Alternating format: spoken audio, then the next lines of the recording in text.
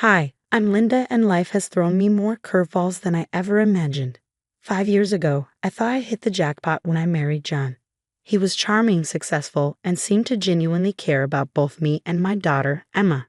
I already had Emma from a previous marriage, and John brought his son, Tyler, into our new blended family.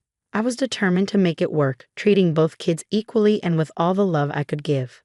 Emma, sweetie, how about we invite Tyler for movie night? I'd suggest, trying to help the kids bond. Emma would nod eagerly, always willing to try. Can we watch a superhero movie? Tyler likes those. I'd smile, proud of her. That's a great idea. Why don't you go ask him? But more often than not, Tyler would shrug off the invitation. Nah, I'm good. Got plans with my friends, he'd say, barely looking up. John would reassure me, wrapping an arm around my shoulders.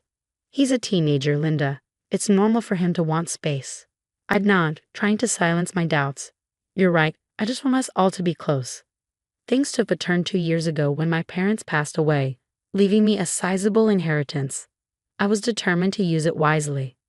John, I think we should set some of this money aside for Emma's future, I suggested one night as we sat together reviewing paperwork. He nodded, but something in his eyes unsettled me. Of course, but we should think about Tyler too. He's closer to college age. A twinge of unease crept up my spine. Tyler's mom is handling his college fund. Remember, we agreed on that when we got married.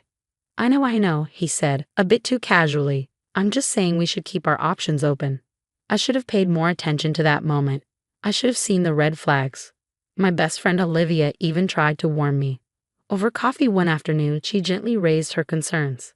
Linda, don't you think John favors Tyler a bit too much? She asked cautiously. I bristled at first. What? No, he loves both kids equally. Olivia raised an eyebrow. Are you sure? I've seen how he is with them. It's different. I waved it off, more to convince myself than her. Blending families is hard. We're still figuring it out. Just keep your eyes open, okay? And remember, I'm here if you need me, she said, squeezing my hand. I was grateful for her support, though I didn't realize how much I'd need it in the months to come. As time went on, a nagging feeling grew inside me. Something was off with our finances. Bills I thought I paid were showing up overdue, and our savings seemed to be shrinking faster than I could explain.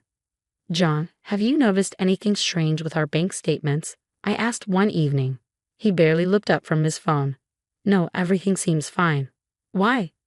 I don't know, something just feels off. He finally met my eyes, his expression unreadable. You worry too much, Linda. I've got everything under control.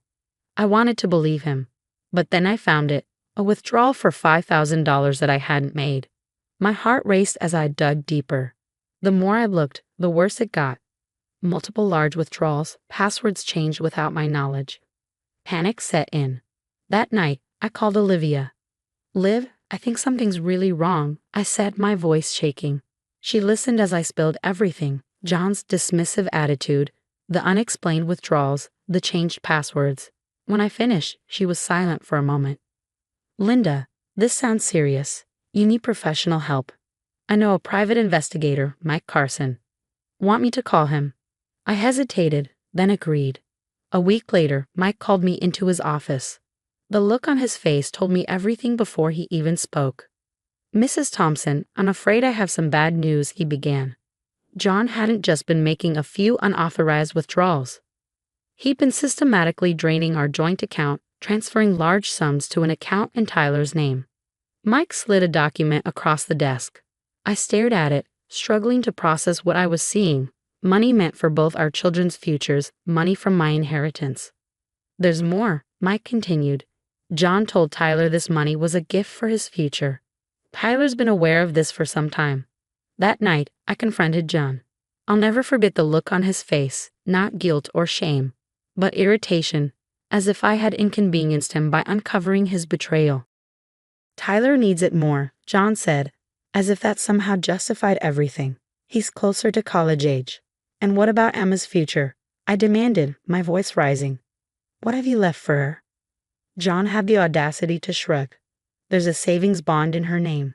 That should be enough. I was speechless, but the betrayal ran deeper than I could have imagined. Over the next few days, I uncovered even more lies. Friends started reaching out, concerned about things John had apparently been saying about me. He'd been painting me as unstable, unreasonable, a bad mother. And Emma, my sweet Emma, had been caught in the middle. John had been manipulating her, making her keep secrets from me. As the full extent of John and Tyler's deception became clear, I felt a rage I had never known before. Sitting in my car outside our house, a house that no longer felt like home, I made a decision. This wasn't over, not by a long shot. John and Tyler might think they'd won, but they had no idea what was coming. I was done being the victim. It was time to fight back. John had already proven he was willing to lie and steal, so I couldn't let him see me coming. The next morning, I called in sick to work and met with Lisa Chen, a divorce lawyer Olivia had recommended. Based on what you've told me, Linda, we have a strong case for financial fraud, Lisa said, her eyes sharp behind her glasses. But we'll need ironclad evidence. Can you access all your financial records? I nodded, determination hardening inside me. I'll find a way.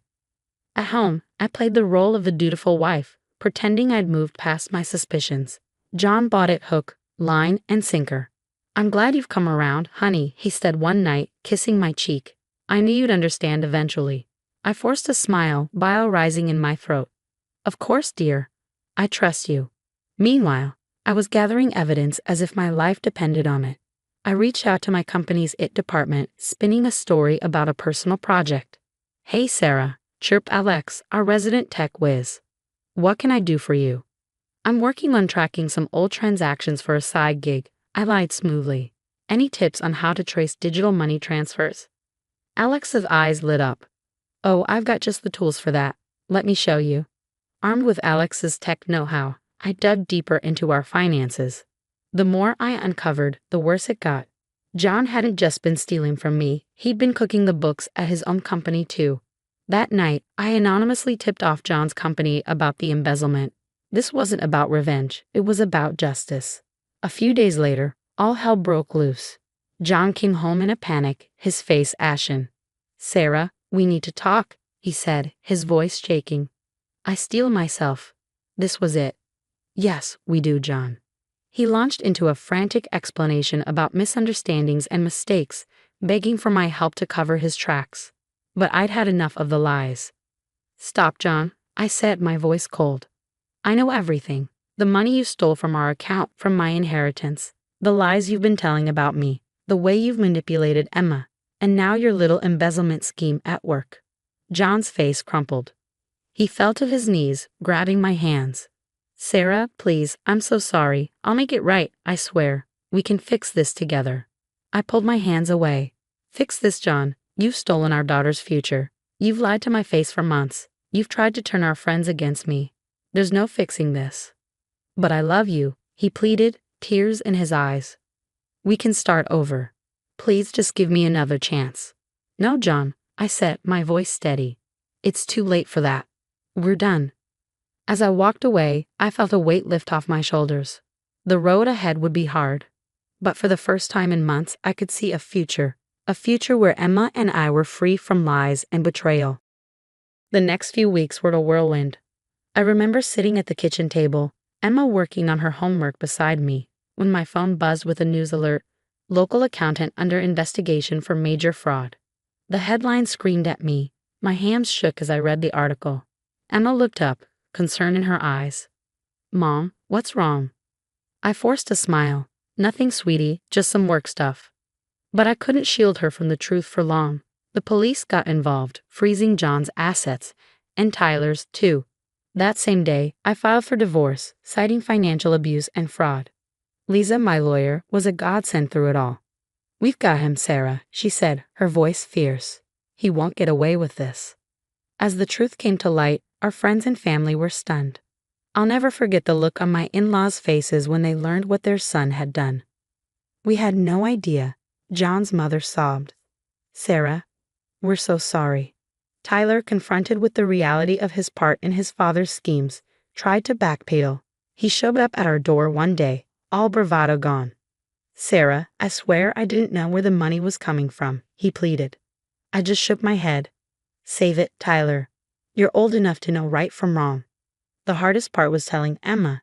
We sat her down one evening and I explained as gently as I could about her father's betrayal. "But why, Mom?" she asked, tears streaming down her face. "Why would Dad do this?" I pulled her close.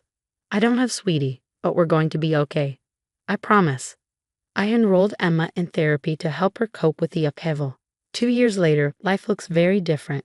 I'm thriving in my career, having earned a promotion last month. Emma, now 12, is excelling in school and has found a passion for soccer. "Mom, did you see that goal I scored?" she yelled, running off the field after a game. I scooped her up in a hug. "I sure did, champ. You were amazing." John is serving time for his crimes, financially ruined. I've heard through the grapevine that Tyler is struggling, working a minimum wage job and living with his mother. As for me, I feel vindicated, stronger than I ever thought possible. Emma and I have built a stable, loving home, free from the toxic influences of our past. Looking back on this journey, I realized that while the betrayal nearly broke me, it also revealed my resilience. Emma and I faced the storm together, and we've come out stronger on the other side. Our future is bright, filled with love, trust, and endless possibilities. And that's a happy ending I never saw coming. Now I have a question for you. If you were in my shoes, would you have given John a second chance? Or do you believe some betrayals are too deep to forgive, even when it comes to family? Share your thoughts in the comments below.